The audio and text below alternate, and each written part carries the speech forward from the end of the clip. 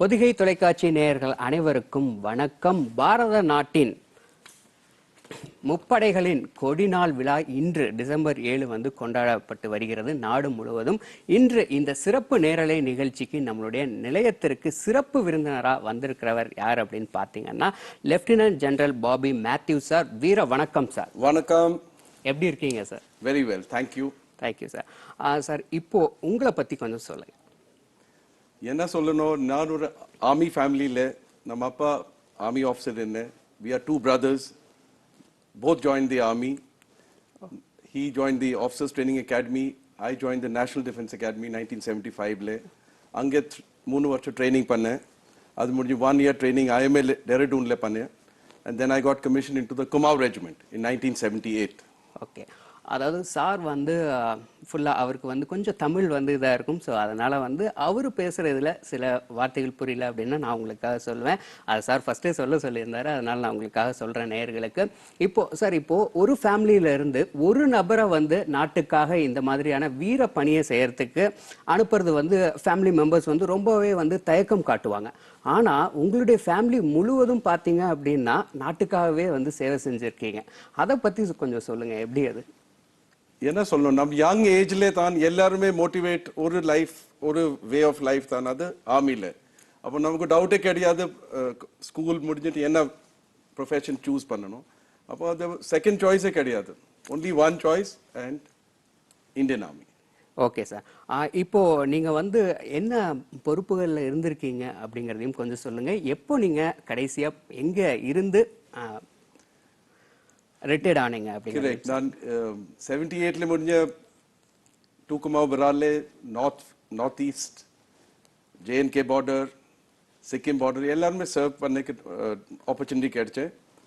நான் மணிப்பூரில் 3 years very intense counterinsurgency என்வாயன்மெண்ட்டில் ஆப்ரேட் பண்ணேன். ஜம்மு அண்ட் காஷ்மீரில் லைன் ஆஃப் கண்ட்ரோலில் மேனிங் கம்பெனி கமாண்டர் இருந்தேன். அது முடிஞ்சு சிக்கிம் பார்டரில் சர்வ் பண்ணி எல்லாம் ஃபுல் இந்தியாவோட பார்டர்ஸில் நமக்கு ஆப்பர்ச்சுனிட்டி கிடைச்சா சர்வ் பண்ணுறேன். ஓகே சார், நீங்கள் 39 வருஷம் நாட்டுக்காக சர்வீஸ் பண்ணியிருக்கீங்க. இந்த 39 ஆண்டு காலத்தில் உங்களுக்கு எது கொஞ்சம் ரொம்ப என்ன சொல்கிறது, உங்களுக்கு ரொம்பவே டஃப்பாக இருந்த ஒரு சுச்சுவேஷன் நீங்கள் எதை சொல்வீங்க? அப்படி சொன்னாக்க ரொம்ப டிஃபிகல்ட் கொஸ்டின், எப்படி ஆன்சர் பண்ண முடியும்? Most difficult and challenging period when I was sub-area commander Bombay 2009 terror attack one Bombay and that 1 week was quite challenging, ரொம்ப difficult ஆயிருந்தே. Otherwise all tasks in the army are difficult, but this is a particularly difficult period. Okay sir, இப்போது நீங்கள் கன்னியாகுமரியிலேருந்து பார்த்தீங்க அப்படின்னா நம்ம காஷ்மீர் முதற்கொண்டும் எல்லா இடங்கள்லையும் நீங்கள் பணியாற்றிருக்கீங்க. அதாவது ஒவ்வொரு இடத்துலையும் உங்களுடைய பணி எப்படி இருக்கும், உங்களுடைய அனுபவம் எந்த மாதிரி இருக்கும், அதை பற்றி கொஞ்சம் ஷேர் பண்ணுங்க. இந்தியன் ஆர்மியில் சர்வீஸ் என்ன சொன்னாக்கா, it is basically a soldier centric operation. Our whole life is spent with the soldiers, and எவ்வளோ difficult situation நாக்கா that much more the soldier behaves better. It's a privilege, it's a unique privilege to serve in the Indian Army, and after 39 years I feel any opportunity kadchaka I would like to spend another 39 years. Great sir. Okay, இப்போ அடுத்ததா ஒரு டிஃபிகல்ட்டான ஒரு காலகட்டத்தை எப்படி நம்மளுடைய இராணுவம் சமாளிச்சாங்க அப்படிங்கிற ஒரு கிளிப் இப்போ வந்துட்டு இருக்கு. சர்ஜிக்கல் ஸ்ட்ரைக் பாருங்க.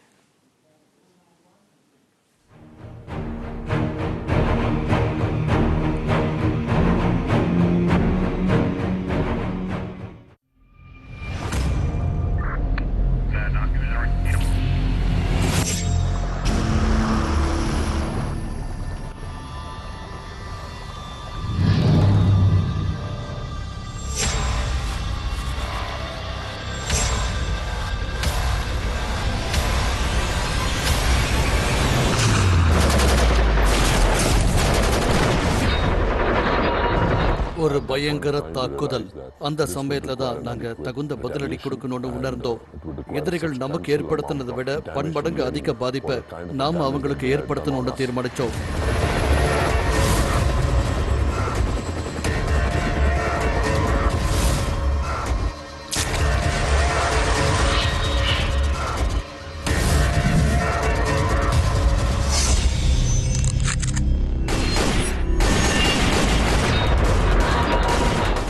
அதிரடியான ஒரு பதிலடி. செஞ்ச தப்புக்கு அவங்க தண்டனை அனுபவிச்சு ஆகணும்னு முடிவு பண்ணோம். also vulnerable. அவங்க பலகீனத்தை அவங்களுக்கு புரிய வச்சோம்.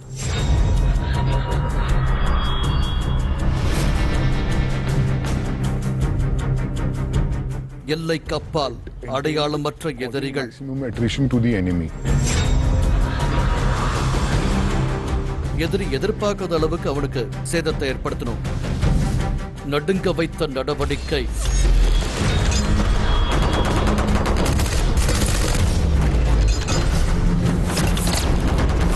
தி சர்ஜிக்கல் ஸ்ட்ரைக்ஸ் உண்மை கதை.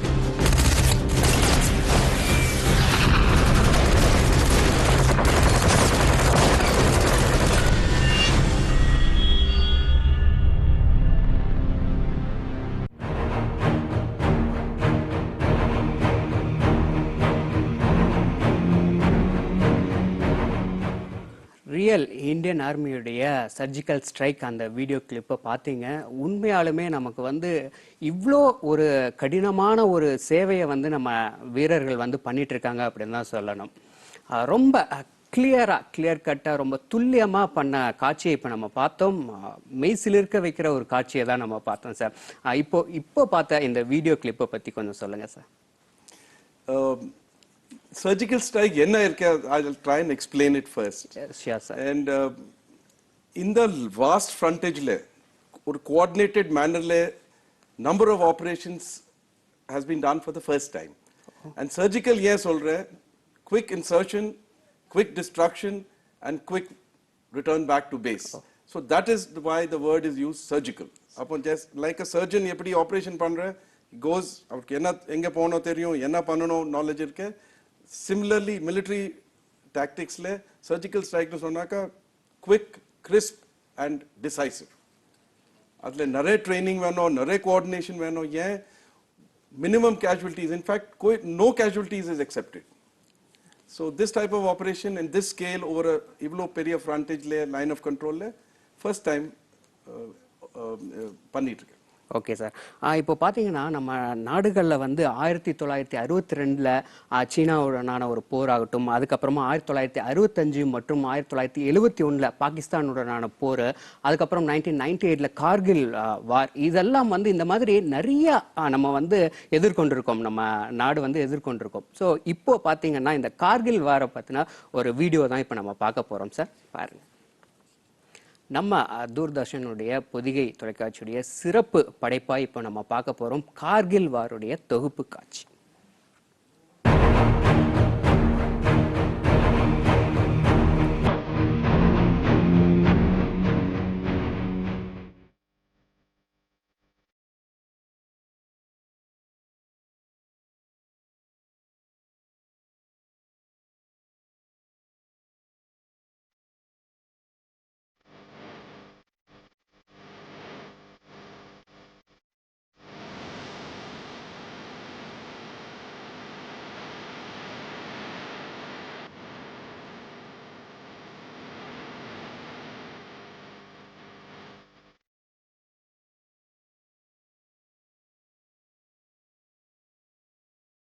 ஆயிரத்தி 1999 ஆண்டு கார்கில் வழியாக இந்தியாவிற்குள் ஊடுருவும் பாகிஸ்தானிய ராணுவத்தின் உயர்த்தி 696. இப்போ நம்ம ஒரு அருமையான ஒரு கார்கில் வார், அது வந்து ஒரு காட்சி வந்து நமக்கு என்ன சொல்றதுன்னே தெரியல. அந்த அளவுக்கு நம்மளுடைய நாட்டு வீரர்கள் நம்ம எல்லாரும் நல்லா இருக்கணும், நம்மள அவங்க பார்த்தது இல்லை, இருந்தாலும் நம்மளுடைய மக்கள், நாட்டில் வாழ்ற மக்கள் நல்லா இருக்கணும் அப்படிங்கிறதுக்காக இந்த மாதிரியான பல தியாக செயல்களை வந்து செஞ்சுருக்காங்க. சார், இந்த கார்கில் வாரை பற்றி கொஞ்சம் சொல்லுங்கள் சார். முக்கியமாக அதை பற்றி நீங்கள் சொல்லி கார்கில் வார்னு சொன்னாக்க கொஞ்சம் ராங் நாமென்க்ளேச்சர் இருக்கும். Kargil conflict will be more appropriate. Warnu sonaka very large spectrum. Idle enna irke Indian Army severe winter le high altitude some posts vacate pandre as a matter of procedure. Yeah, ange sustain pandre ke difficulty irke, and once snow melt pannaka then again those posts are occupied. Appo enna panna nama enemies enna pannirke winter vacated post le quietly one occupy pannirke. அது முடிஞ்ச problem என்ன, high altitude வார்ஃபேர்ல attacking upwards is very difficult. ரொம்ப height ramba jasti irke 15,000, 16,000, 17,000 feet. So to dislodge a person who's sitting at that height requires ramba jasti courage, ramba jasti determination, and raw perseverance, which the Indian Army showed to the world that we are capable of overcoming any challenges. And that is how the enemy had a absolute defeat. Sir இப்போ இருக்கிற இளைஞர்கள் வந்து ராணுவத்தில் அதிகமாக வந்து சேரணும் அப்படின்னு விருப்பப்படுவாங்க. அவங்களுக்கு நீங்கள் என்ன சொல்ல விரும்புகிறீங்க? Nama sincere advice, if you want to live a life full of adventure, challenge, and a clean and healthy life, join the Indian Army. அத்தான் நான் அட்வைஸ் கொடுக்க முடியும். Okay sir. இதுக்கு ஏதாச்சும் குவாலிஃபிகேஷன் இருக்கா சார்? கல்வி தகுதி அதை பற்றி நாம் இந்தியன் ஆர்மியில் ஜாயின் பண்ணுறதுக்கு 3 லெவல் இருக்கு. ஓகே. 12th class முடிஞ்ச there is an option to join the National Defence Academy. After graduation, you can join the Indian Military Academy or the Officers Training Academy, Chennai. There is also an option, you join the army as a soldier, and if you have the qualities and caliber, then you are selected for a commission for which 3 varsha training pannano Army Cadet College, Dehradun le. So these are the different types eppadi entry panna mudiyum options irukku at all levels. அதாவது நம்ம qualification 12th முடிச்சிட்டும் வந்து சேரலாம், அதே மாதிரி engineering முடிச்சிட்டும் சேரலாம். 3 கேட்டகரியில் வந்து நம்ம சேரணும், ராணுவத்தில் சேரணும் அப்படின்னு நினைக்கிறவங்க சேரலாம் அப்படிங்கிறத சார் அழகாக சொன்னார். சார், இப்போ இருக்கிற இளைஞர்கள் எந்த அளவுக்கு தன்னை வந்து ராணுவத்தில் வந்து ஈடுபடுத்திக்கணும், சேவை பண்ணணும் அப்படிங்கிறதுல எவ்வளோ ஒரு கான்ஃபிடென்ட்டாக இருக்காங்க, அதை பற்றி கொஞ்சம் சொல்லுங்கள். ஏன்னா உலகத்திலேயே பார்த்தீங்கன்னா நம்மளுடைய நாட்டில் தான் 30 ஏஜுக்கு கீழே இருக்கிற யங்ஸ்டர்ஸ் வந்து அதிகமாக இருக்காங்க. அப்போது எந்த அளவுக்கு நமக்கு வந்து இன்னும் ஒரு சப்போர்ட்டிவாக இருக்கும், இந்த மாதிரி இளைஞர்களை கொண்ட நாடாக இருக்கிறதுனால எந்த அளவுக்கு சப்போர்ட்டிவாக இருக்கும்? நம்ம இம்ப்ரெஷன் என்ன, நம்ம சவுத்தில் கொஞ்சம் எக்ஸ்போஷர் கம்மி இருக்கு, ஏன் இந்தியன் ஆர்மி பிரசன்ஸ் கம்மி இருக்கு. அப்போ எவ்வளோ நம்ம சிவில் பாப்புலேஷன் ஆர்மி க்ளோஸ் ரேஞ்சில் பார்த்தாக்கா தான் மோட்டிவேட் ஆகும். So one of the reasons why nama southern representation konjo kammi irka is because of the less exposure to army units, because naturally most of the army northern areas le tan deploy irke. So what I would request is visit pannano Officers Training Academy Chennai irke, Air Force Academy irke Coimbatore le, Tambaram le Air Force Base irke, nare military institutions irke, ange visit panni motivate ஆகி join பண்ணணும். கண்டிப்பாக sir. இப்போ வந்து நீங்கள் நிறைய விருதுகள் வந்து வாங்கியிருக்கீங்க சார். அதாவது பரம் விசேஷ் சேவா மெடல் வாங்கியிருக்கீங்க, அதுக்கப்புறம் அதி விசேஷ் AVSM பார் 2 முறை வாங்கியிருக்கீங்க. இந்த மாதிரி விருதுகள் வந்து வாங்கியிருக்கீங்க, அதை பற்றி கொஞ்சம் சொல்லுங்கள் சார். இந்த இந்தியன் ஆர்மியில டிஃபென்ஸ் சர்வீசஸ்ல 2 டைப் அவார்டு இருக்கு. ஒன்று கேலண்ட்ரி அவார்டு, ஒன்று other then gallantry award. Gallantry அவார்டுன்னு சொன்னாக்கா இது ஆப்ரேஷன்ஸ்ல, கான்ஃப்ளிக்ட்ல, சிச்சுவேஷன்ல கொடுக்கும். Like Paramvir Chakra highest award, அது முடிஞ்ச மகாவீர் சக்ர, வீர் சக்ர. சிமிலர்லி நான் ஆப்ரேஷனல் பீஸ் டைம்ல நான் கேலண்ட்ரி அவார்ட்ஸ் 4-5 டைம்ஸ் இருக்கு. Highest award is Param Vishisht Seva medal. Below that is the Ati Vishish Seva Medal, and below that is the Vishish Seva Medal. So, what can I say? It is my good fortune. அவ்வளோதான் சொல்ல முடியும். நான் ரொம்ப deserve பண்ணேன் அதெல்லாம் சொல்ல முடியாது. So my good fortune and that what ever work நான் பண்ணேன் அது it was recognised and I consider my self fortunate. I cannot say I deserved all this. It is just my good fortune. I served with good people, good units, good brigade, good division. So I can only say thank you to them. Okay sir.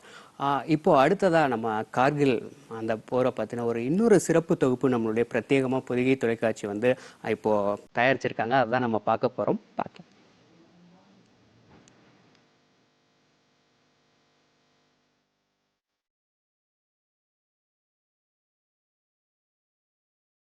இந்திய ராணுவம் பாரதத்தின் கௌரவ சின்னம்.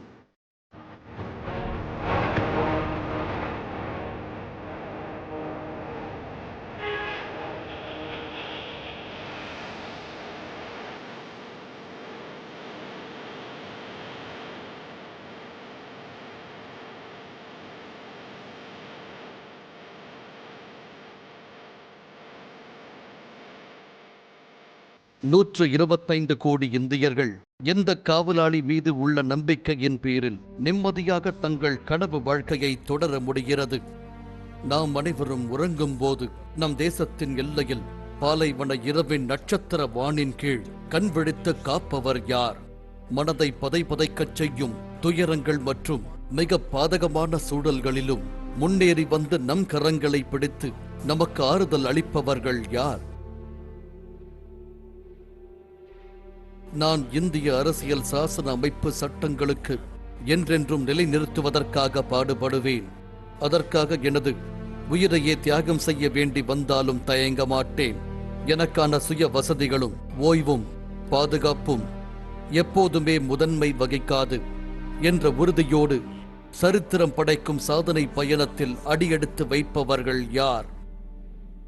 ஒப்பிட முடியாத தனித்துவம் வாய்ந்த வீர உணர்ச்சியும் பேராற்றலும் கொண்ட இந்த தேசத்தின் அந்த பாதுகாவலர்கள் நாம் அனைவரும் பெருமை கொள்ளும் இந்திய ராணுவம், பாரதத்தின் கௌரவ சின்னம். நான் ஒரு இந்திய ராணுவ வீரன். எனது தேசத்திற்காக போராடுவதே எனது தலையாய தர்மம். நான் எனது புத்தி, உடல் மற்றும் ஆத்மாவையும் போரிட தயார் நிலையில் பராமரிப்பேன். சத்தியத்திற்கு துணை நின்று பாரபட்சமின்றி செயல்படுவேன். என்றும் நான் தவறாமல் எனது கடமைகளை நிறைவேற்றுவேன். தயக்கமின்றி போர்களின் விளைவுகளையும் அரவணைப்பேன். இந்திய விடுதலையை தொடர்ந்து இந்தியாவிற்கும் பாகிஸ்தானுக்கும் இடையே காஷ்மீருக்காக உரிமை கோரி நடந்த போரில் நமது இந்திய ராணுவத்தினர் போரின் கடும் சூழலை இயல்பு நிலைக்கு மாற்றும் முயற்சியில் தங்கள் வீரத்தை நிரூபித்தார்கள். இந்திய ராணுவ வீரர்கள் வெளிப்படுத்திய மன உறுதியும் அவர்களது துணிவும் பாரதத்தின் நிலையையே மாற்றி அமைத்தது. 1962 சீனாவோடு நிகழ்ந்த யுத்தம் இந்தியாவிற்கே பெரும் சவாலாக உயர்ந்து நின்றது. சீன ராணுவம் ஏறத்தாழ 14,000 அடி உயரத்தில் இருந்து வலுவான நிலையில் நம்பீது தாக்குதலை தொடர்ந்தது. சற்றும் கலங்காத இந்திய வீரர்களும் இந்திய கௌரவம் காக்க அந்த கடும் சூழலை துணிவோடு எதிர்கொண்டார்கள். தங்கள் உயிர் தியாகங்களால் நாட்டை பாதுகாக்க உறுதி பூண்ட இந்திய ராணுவத்தினரின் மனதிடத்தை மேலும் வலுப்படுத்தினார்கள்.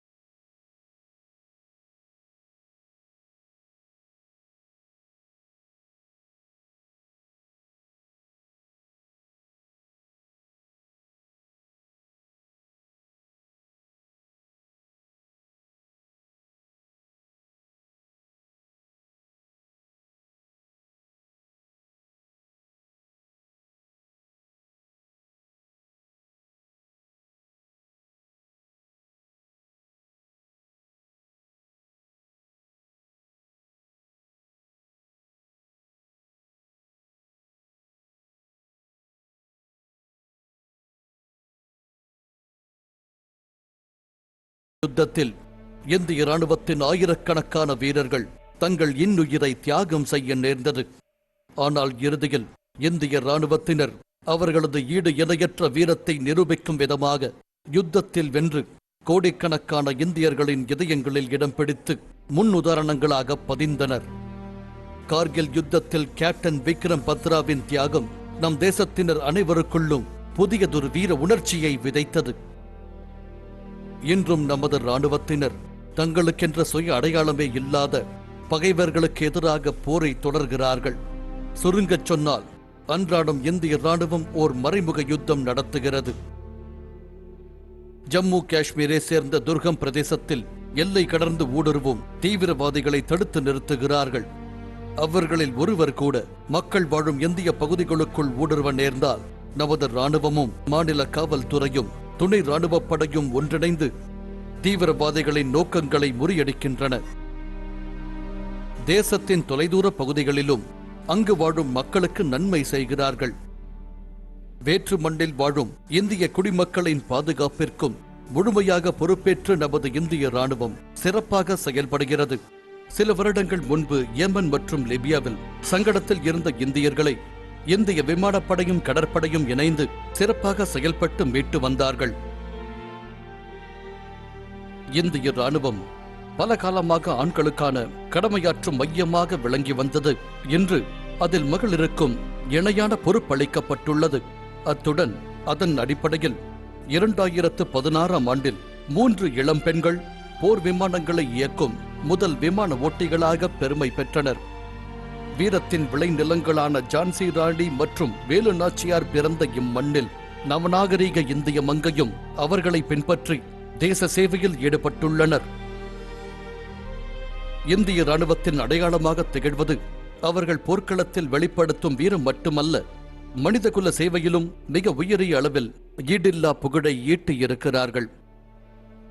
அந்தமான் நிக்கோபார் தீவுகளை ஆர்ப்பரிக்கும் சுனாமி அலைகள் சூழ்ந்தாலும், புஜ்ஜில் பூகம்பம் ஏற்பட்டாலும், காஷ்மீரிலும் குஜராத்திலும் வெள்ளப்பெருக்கு ஏற்பட்டாலும், உத்தராகண்டில் பேரிடர் ஏற்பட்டாலும், ஒவ்வொரு அவசர கால நிலையிலும் இந்தியாவின் பாதுகாப்பு படைகள் கடவுளால் அனுப்பப்பட்ட தூதர்களாக செயல்பட்டு கோடிக்கணக்கானோரின் கண்ணீரை துடைத்து அவர்கள் அபிமானத்தை பெற்றுள்ளனர்.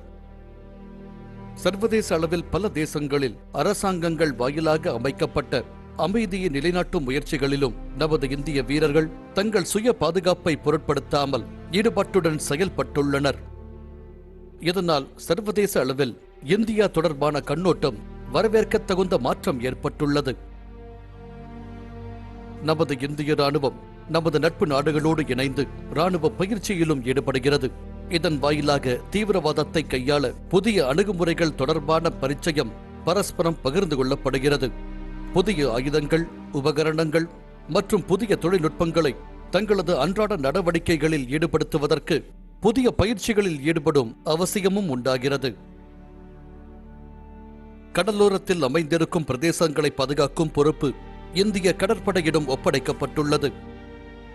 இந்திய கடற்படை சூழ்நிலைகளுக்கு ஏற்ப தங்களது கடற் சார்ந்த போர் திட்டங்களை அவ்வப்போது புதுப்பித்து உருவாகக்கூடிய சவால்களை மனதில் நிறுத்தி கடல் சார்ந்த பாதுகாப்பிலும் தளராத நம்பிக்கையை ஏற்படுத்துவதில் வெற்றியடைந்திருக்கிறது. தனக்குள் இருக்கும் வீர உணர்ச்சிகளை ஒரு இந்திய ராணுவ வீரர் வெளிப்படுத்தும் அழகும் தனித்துவமானது. எனது சுபாவம் மென்மையானது, இரக்கமுடையது, மனித நேயம் கொண்டது. எனினும் நினைவிருக்கட்டும், எனது தேசம் மற்றும் தேச மக்களின் பாதுகாப்பிற்கு ஊறு நேர்ந்தால் என்னிடம் எச்சரிக்கையாக இருங்கள். ஏனெனில் நான் கற்பனைக்கும் எட்டாத பேராற்றலும் துணிவும் கொண்டவன் என்று சூளுரைக்கிறார்.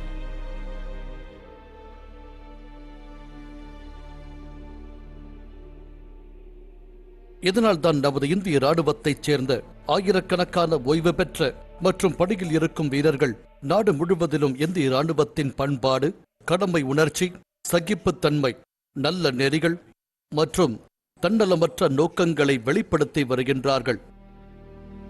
மேக் இன் இந்தியா திட்டத்தின் வாயிலாக இந்தியாவின் பாதுகாப்பு திறன் பன்மடங்கு அதிகரிக்க உள்ளது. இந்தியா பாதுகாப்பு துறை சார்ந்த போர் கப்பல்கள், போர் விமானங்கள், ஏவுகணைகளை செலுத்தும் பீரங்கிகள் முதலான போன்ற பல ராணுவ தளவாடங்களை தயாரித்து உலக அரங்கில் தனக்கென ஒரு தனி இடத்தை ஈட்டும்.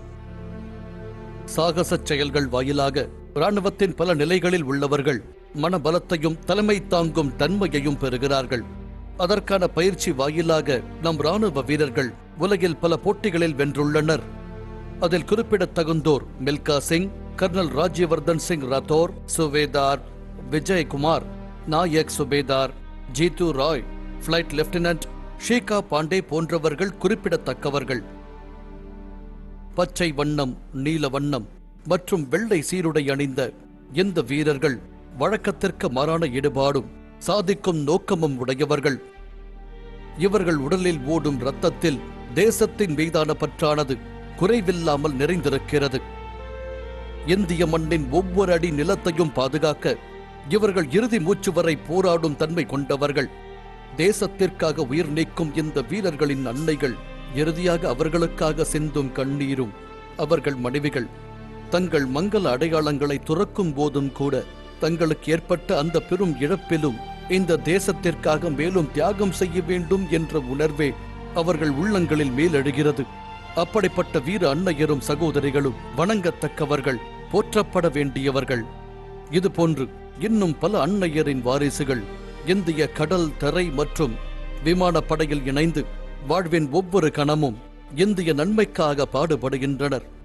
அவர்களுக்கு மனமாற பல கோடி நன்றிகளை கூற வேண்டியது இந்தியர்களான நம் ஒவ்வொருவரின் கடமையும் ஆகும்.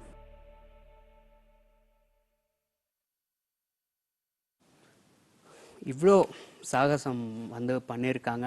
இவ்வளோ நெகிழ வைக்கும் காட்சிகளும் இருந்தது. அதை தொடர்ந்து நம்ம வந்து வீர செயல்களான காட்சிகளையும் நம்ம பார்த்தோம். இதற்கு கண்டிப்பாக வந்து நன்றி வந்து இந்த நேரத்தில் நம்ம மக்களாகிய இந்திய மக்களாகிய எல்லாத்து சார்பாகவும் சொல்லியே ஆகணும். உங்களை மாதிரி வீரர்களுக்கு ரொம்ப நன்றி இந்த நேரத்தில் சொல்ல கடமைப்பட்டிருக்கோம் சார்.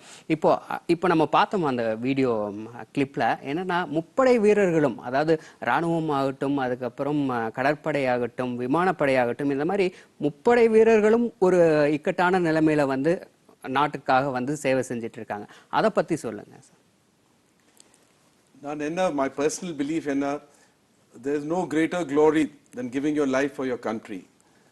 ஏன் எல்லாருமே வரும், everybody lives a life, but very few soldiers get the honor to die for their country. So this is a feeling எல்லா சோல்ஜர்ல ஜவான் இருக்கும், JCO இருக்கும், ஆஃபீஸர் என்ன லெவல்ல இருந்தாக்கா the desire to serve and die for this country is a unique privilege, and all of us strongly believe it. Number conviction irukku idla, and that is what which makes the Indian Army so different from all others. Okay sir. இப்போ வந்து பெண்களுடைய பங்களிப்பு வந்து அதிகமாக இருக்குது. அதாவது நம்மளுடைய வரலாற்று காலகட்டத்திலேருந்து பார்த்தீங்க அப்படின்னா, அதாவது ஜான்சி ராணி ஆகட்டும், அந்த மாதிரி நிறையா பெண்கள் வந்து ஈடுபட்டிருக்காங்க நம்மளுடைய நாட்டுடைய நலனுக்காக. இப்போ இருக்கிற பெண்கள் எந்த அளவுக்கு அவங்க வந்து இந்த மாதிரியான செயல்களில் வந்து ஈடுபடுத்திக்கணும் அப்படின்னு நினைக்கிறீங்க? எப்படி அவங்களுக்கான வாய்ப்பு இருக்குது? இது என்ன, இது ஒரு லாங் ப்ரோசஸ். இது entry of women into the arm forces ரொம்ப டெலிகேட் அண்ட் ரொம்ப ப்ரோசஸ். என்ன பண்ணணும், கிராஜுவலி பண்ணணும். ஸோ இந்தியன் ஆர்மியில், இந்தியன் ஏர்ஃபோர்ஸில், இந்தியன் நேவியில் initial steps already have been put in to place, and gradually இந்த ப்ராசஸ்க்கு ஆக்சலரேஷன் கொடுக்கணும். இப்போ OTAல every year 30 to 40 lady cadets training பண்ணுறேன். And initially என்ன இருந்தேன், only medical serviceல இருந்தேன். அது முடிஞ்சு சப்ளை யூனிட்ல வந்தேன். இப்போ வந்திருக்க நான் காம்பேட் ஆர்ம்ல கூட கமிஷன் கிடைக்கிறேன். அப்படியே கிராஜுவலி இந்த ப்ராசஸ் ஃபார்வர்ட் மூவ் பண்ணும். என்ன நினைக்கணும், இமீடியட்லி பண்ண முடியாது. ஏன், நிறைய இதில் இஷ்யூஸ் இருக்கு. அதெல்லாம் அட்ரெஸ் பண்ணியாக்க தான் இது ஃபார்வர்ட் பண்ணணும். இப்போ என்ன, என்ட்ரி சிர்ஃப் ஆஃபீஸர் லெவலில். ஃபைனலி என்ன பண்ணணும், என்ட்ரி இருந்தாக்கா எல்லா லெவலில் வேணும். So that is the final aim. It's a long process, journey has started, and someday it will fructify. சரி சார். இப்போ மக்கள் வந்து பொதுவாக என்ன நினச்சிக்கிறாங்க அப்படின்னா, இராணுவத்தில் இல்லை முப்படைகளையும் ஏதோ ஒரு இதில் அவங்க சேர்றாங்க அப்படின்னா, அதாவது போர் பண்ணணும், அதாவது சோல்ஜராக வந்து சிப்பாயாக இருக்கணும் அப்படிங்கிற மாதிரி இருக்குது. அதையும் தாண்டி இராணுவங்களில் பார்த்தீங்கன்னா நிறைய வேலை வாய்ப்புகள்லாம் இருக்கும்ல சார், அதை பற்றி கொஞ்சம் சொல்லுங்கள். எந்த மாதிரியான பணிகள்லாம் இருக்கும்? நம்ம இந்தியன் ஆர்மியில் எல்லா நேச்சர், எல்லா டைப் ஆஃப் டாஸ்க் இருக்கு. ஹை டெக்னாலஜியில டாஸ்க் இருக்கு, லோ டெக்னாலஜியில இருக்கு, காம்பேட் ஸ்கில்ஸ்ல இருக்கு. என்ன ஒரு பர்சன் என்ன இதில் இன்ட்ரெஸ்ட் இருக்கு, நிறைய ஸ்கோப் இருக்கு. Various arms, various services, various opportunities. It caters for all sorts of people. எப்படி என்ன டேலண்ட் இருந்தாக்கா the Indian army has a place for him. In fact if you understand warfare, all technologies, modern technologies, எங்கே germinate பண்ண? From the army or from the navy or from the air force. Management இருக்கணும், nuclear issues இருக்கணும். என்ன 90% of inventions எங்கே start பண்ணிருக்கே? From the armed forces. So there's lot of scope depending on your potential, depending on your talent. எல்லா type of ஆளுகளுக்கு scope இருக்கு. சரி sir. இப்போ அடுத்ததா இந்த கொடிநாள் அப்படிங்கிறது வந்து எதற்காக கொண்டாடப்படுது, அதை பத்தி சொல்லுங்க. The Indian Armed Forces Flag Day இது ஒரு ரொம்ப very important day. Okay. And இதுல என்ன, what is the purpose of the Indian Armed Forces Flag Day? This Indian Army, this Indian Navy, this Indian Air Force is the people's armed forces. And on this particular day, that is 7th December, this first Flag Day was in 1949. It was the 69th year. The purpose is the citizens of India show their solidarity to the armed forces. That we are with the armed forces always and every time. And on 7th, it's a show of conviction, show of solidarity. It's a symbolic act that the citizens of India are strongly behind the armed forces. That is the issue. Everybody contributes Ramba Jasti voluntarily, and for the welfare of our ex-servicemen, for all the people who need financial assistance. It is a very noble and a very, very important day in the calendar every year. Sir இப்போது அடுத்ததாக இப்போ வந்து என்னென்னா ஒரு video clip நம்ம பொதிகை தொலைக்காட்சி வந்து சிறப்பாக வந்து தயார் பண்ணியிருக்கோம். எதுக்காக அப்படின்னா பல வீரர்கள் நம்மளுடைய நாட்டுக்காக வந்து உயிரை தியாகம் பண்ணியிருக்காங்க. சிலர் பார்த்தீங்க அப்படின்னா உயிர் இருக்கும், இருந்தாலும் அவங்களுடைய கால் கை இந்த மாதிரி இருக்கு. ஸோ அந்த மாதிரி இருக்கிற சுதந்திர போராட்ட வீரர்களை பற்றின ஒரு சிறப்பு, அவங்களுக்கு மரியாதை செலுத்தும் வகையில் தேசபக்தி பாடலை வந்து ஒன்று தயார் பண்ணியிருக்கோம். அது இப்போ நம்ம பார்க்க இருக்கோம் சார். பார்க்க கொடியிலே வண்ணங்கள் நம் வண்ணங்கள் நம் வண்ணங்கள், வண்ண யாத்திரையின் அடியிலே நாம் அனைவரும் பிறந்து எழுந்த இரும்பு மனிதன் சர்தார் பட்டேல். எரிமலை போல பொங்கி நின்றார் சந்திரசேகர் ஆசாத். தூக்கு மேடையை ஊஞ்சலாக்கினான் பகத்சிங். சிறைச்சாலையை முத்தமிட்டான் வீர சவர்கர். அன்னை பாரதி பாராட்டிய சுபாஷ் சந்திர போஸ். சுதந்திரம் என் உரிமை என்று கூறிய திலகர். பட்டிம் சந்திரன் மனதில் கொண்டது வந்தே மாதரம். பட்டி தொட்டியும் கேட்டு நடந்தன காந்தியின் வழியில். தாழ்ந்த மக்களை ஈடுபடுத்திய பிர்சா முண்டா. மௌலானா நானா சாஹிப் அனைத்து சேர்ந்த மாமா நேரு. ஜெயப்பிரகாஷ் கபர் கான் பாரத போரில் சரோஜினி. கோவிந்த குரு ஷாம் பிரசாத் சுப்பிரமணிய சிவ கேரள கேளப்பன். எத்தனை எத்தனை தியாகிகளோடு விடுதலை போராட்டம். அவர்கள் சிந்திய ரத்தத்தினாலே வந்தது சுதந்திரம். மெல்ல மெல்ல பரவியது சுதந்திர காற்றே. பாரத மாதா நெற்றியில் ஜொலிக்கும் மூவர்ண திலகம். இது புண்ணிய பூமி, இது உன்னத பூமி. தங்க யோகம் சுவர்ண யோகம், தங்க யோகம் வண்ண யோகம். மூவண்ண கொடியிலே வண்ணங்கள் நம் வண்ணங்கள் நம் வண்ணங்கள். மூவண்ண யாத்திரையின் அடியிலே நாம் அனைவரும்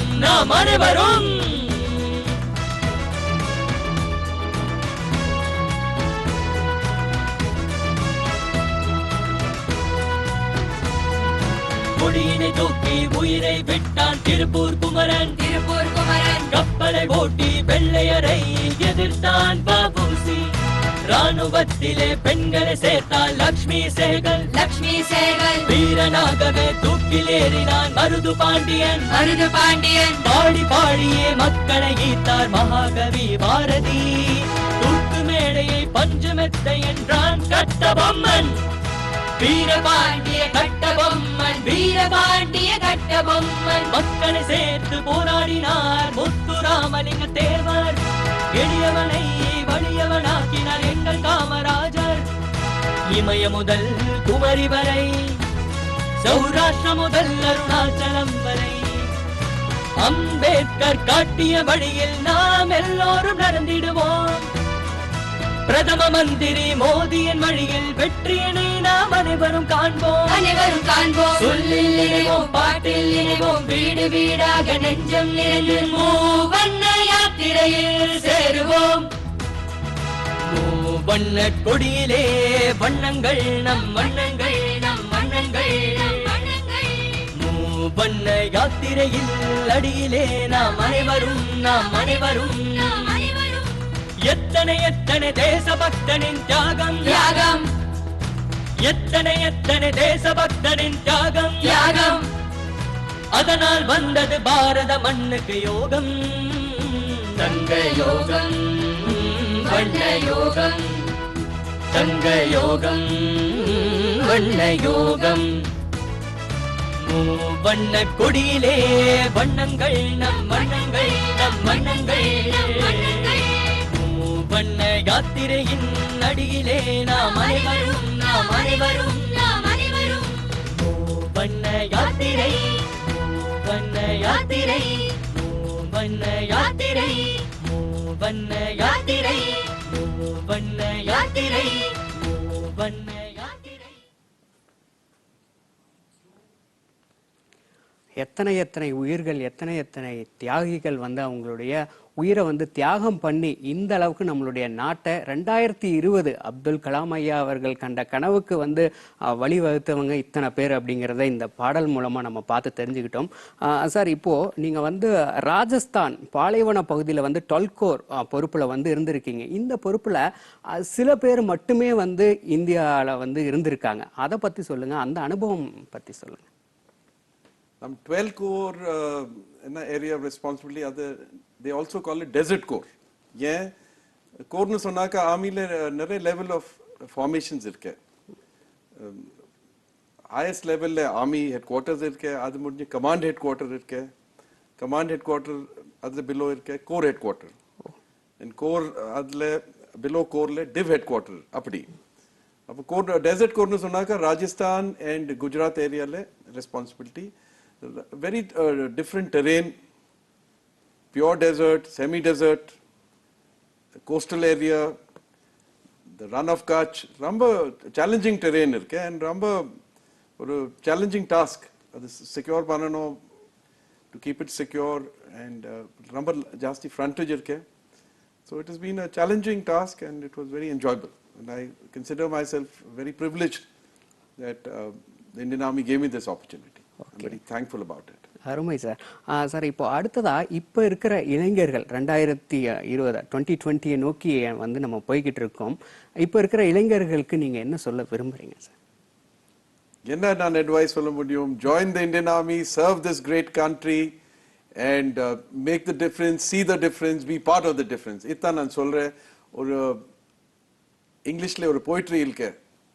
I'll say it in English only and my interviewer will translate it. How can a man die better than fighting for the ashes of his fathers and the temple of his gods? இது சின்ன poemல full philosophy of soldiering இருக்கு. Okay sir, இப்போ அருமையான ஒரு அதாவது ஒரு English பயிற்சி சொல்லி அழகான ஒரு உதாரணத்தை வந்து இளைஞர்களுக்காக கொடுத்தீங்க. இப்போ அடுத்ததா நம்ம நாட்டில் பார்த்தீங்க அப்படின்னா பல எல்லைகளில் போர்கள்லாம் நடந்துக்கிட்டு இருக்கு. மற்ற நாடுகள்னாலையும் தீவிரவாதிகள்னாலையும் இதெல்லாம் நடக்குது. இந்த மாதிரி இல்லாமல் அந்நிய நாடு, அதாவது வெளிநாடுகள்லேருந்து எந்த மாதிரியான தாக்குதல் நமக்கு வரும்? இன்டைரக்டாக எந்த மாதிரியான தாக்குதல்கள்லாம் இருக்கும்? இது ரொம்ப காம்ப்ளெக்ஸ் ஒரு இஷ்யூ யூ ஹவ் ரேஸ்ட். நான் என்ன சொல்ல முடியும்?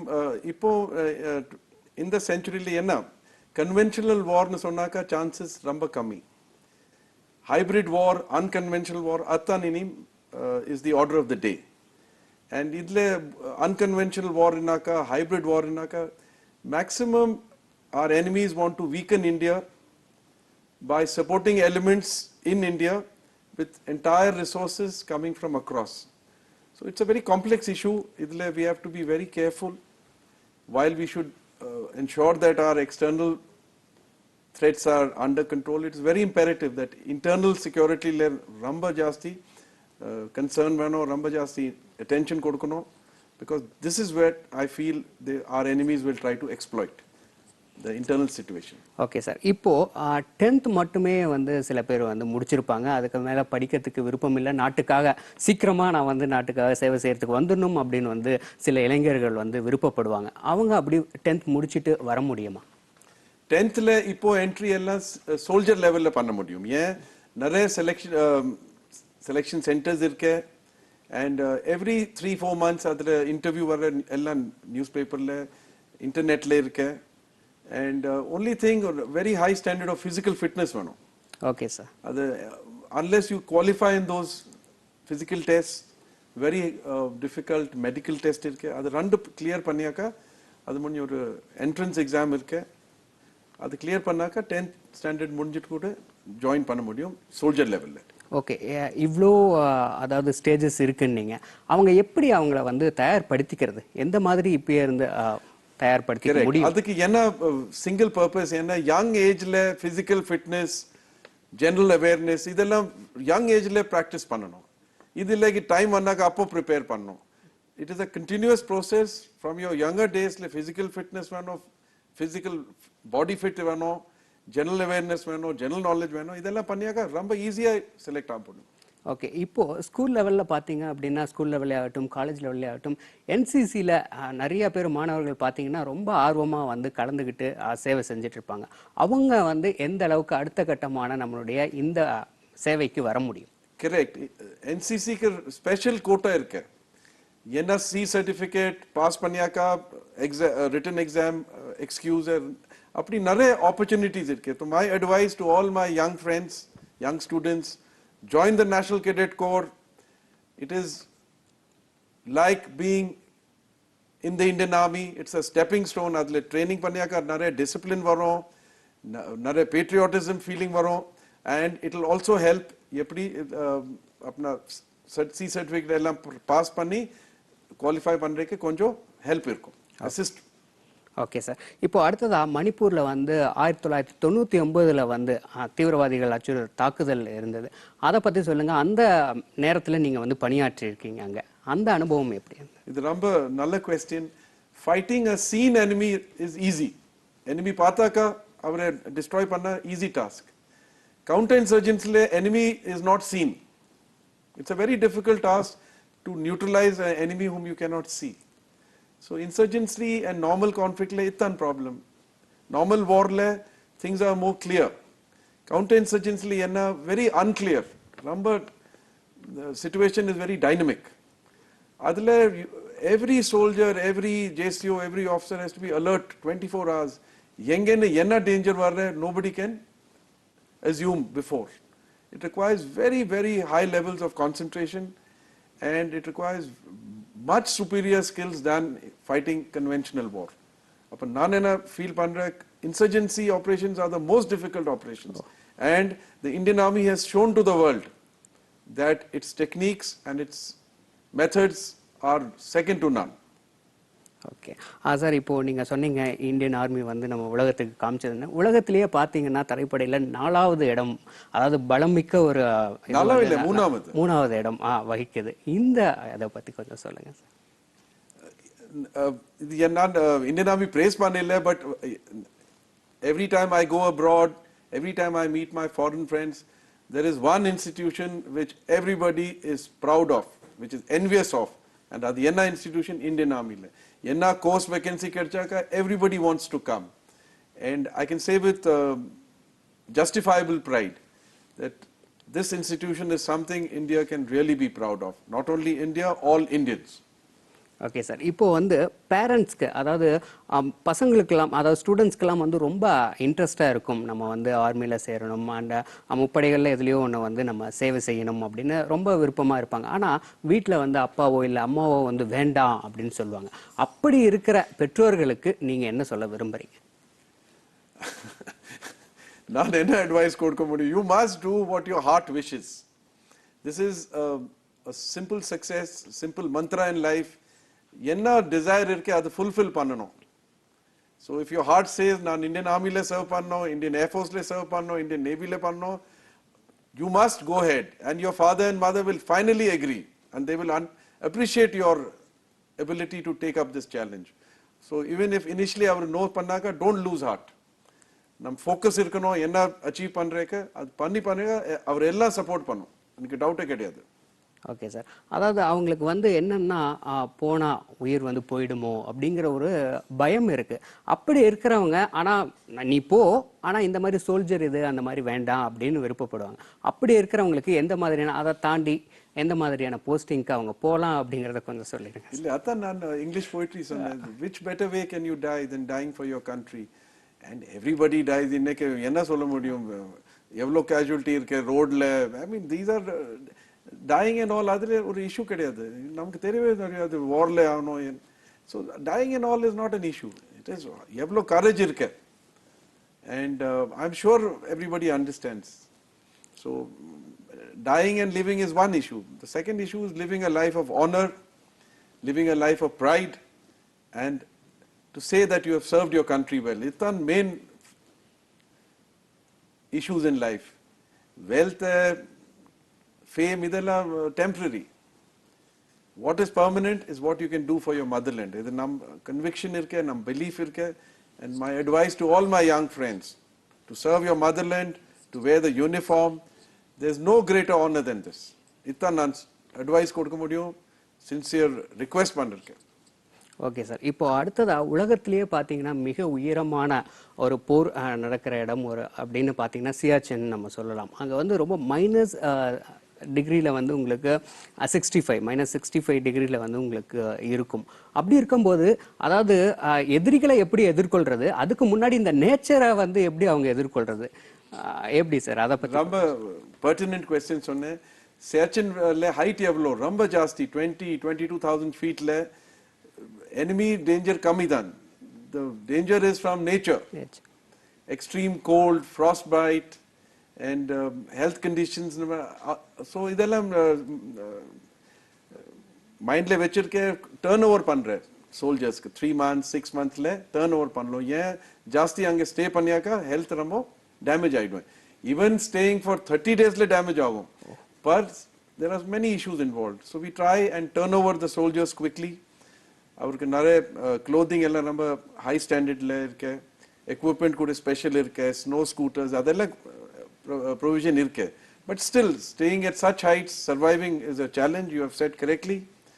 And then ensuring that the enemy does not penetrate your defences. அதெல்லாம் பண்ணியாக்கா it is indeed a very superhuman work. And hats off to our soldiers who without complaint, without any doubt, continue to serve in such inhospitable terrains. They say Siachen, the battlefront in Siachen is unique. Nowhere else in the world ipdi or battlefront irukku. It is only in India, and it's only the Indian Army soldier who stands there tall.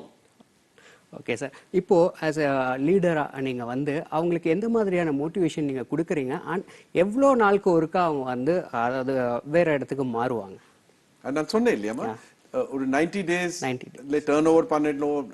From higher heights they come to lower heights, and then it is the turnover is faster. Siachen turnover rate ரொம்ப ஸ்பீட்ல பண்றேன். ஏன் health issues இருக்கு, ரொம்ப long டியூரேஷன்ல அங்கே serve பண்ண முடியாது.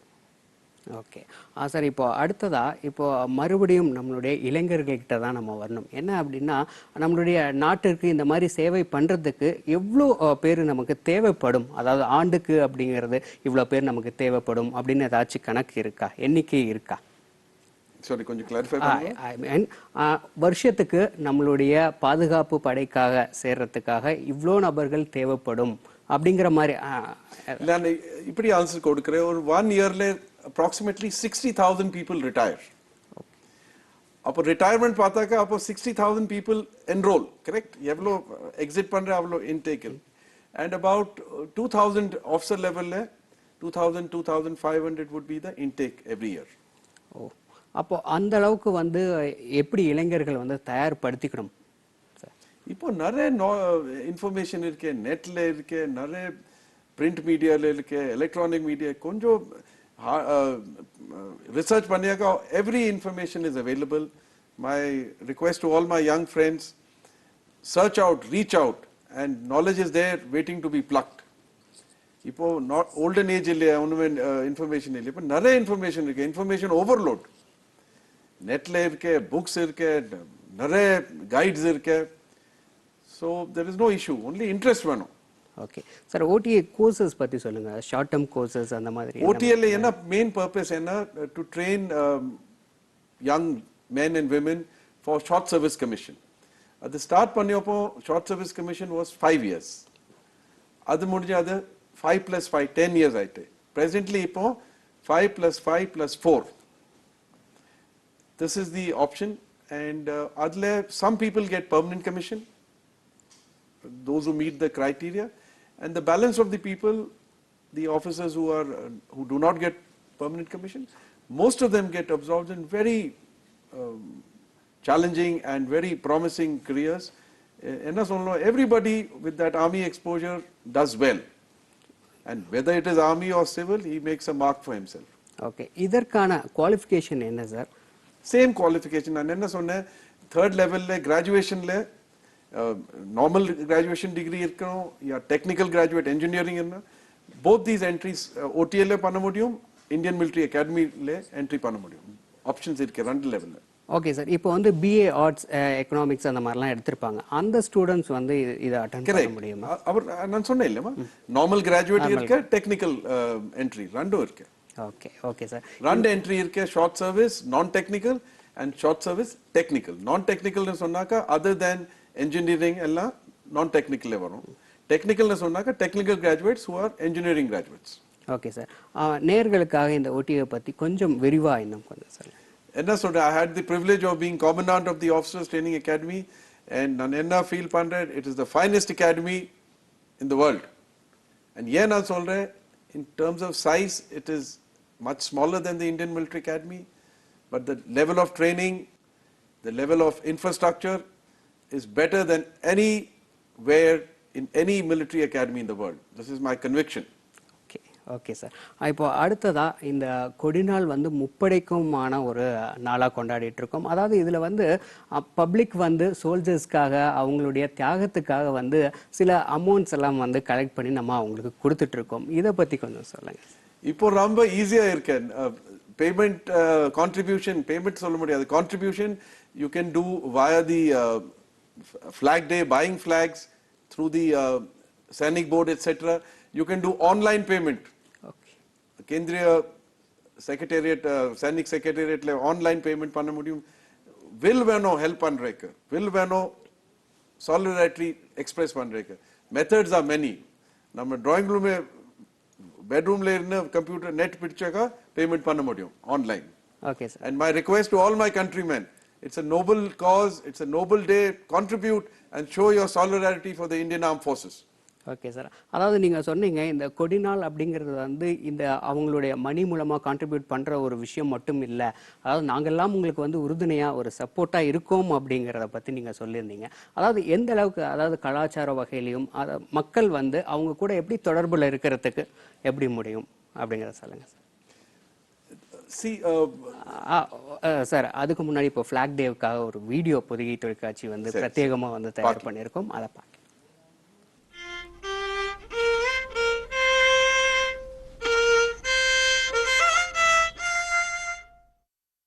December 7th, Army Flag Day. Yes, a country is strong and safe when our army is strong. Army people, they don't work 9 to 5. They work throughout. They work 24 hours. They work 7 days. They work full month, they work full year. They are safeguarding our nation. I am very proud and I am very happy to tell you all that I was in Indian Air Force for 10 years.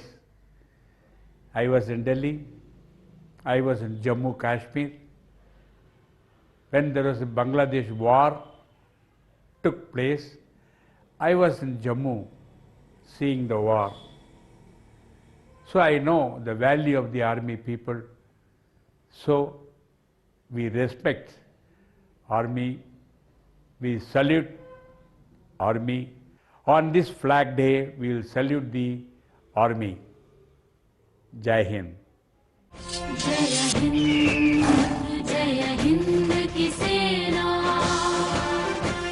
Armed Forces Flag Day Fund.